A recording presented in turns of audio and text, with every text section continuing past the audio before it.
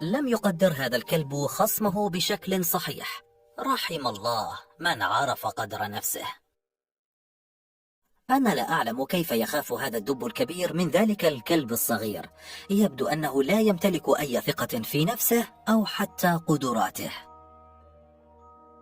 تلك السيارة لديها أرجل تمكنها من الارتفاع والابتعاد عن بعضها، ومن ثم المرور من فوق العربات بسهولة. إنها التكنولوجيا يا سادة. كانت الطفلة تحاول عبور الطريق. لحسن الحظ تحرك الشاب وأوقف العربة في الوقت المناسب. تعرض هذا المنزل للانهيار، وبالصدفة كانت شاحنة الوقاية المدنية تمر من المكان فوقفت أمامه.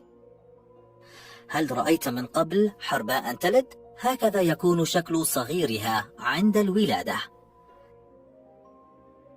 عندما كان يصور الشاب الطبيعة، فوجئ بطائرة تتجه نحوه بشكل سريع.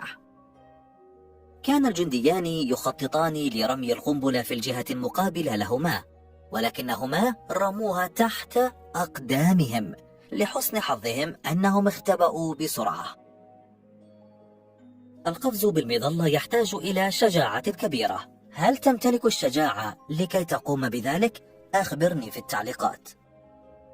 يبدو أن هناك ما أغضب هذا الثور وجعله هائجا بهذا الشكل، ويحاول تحطيم تلك السيارة.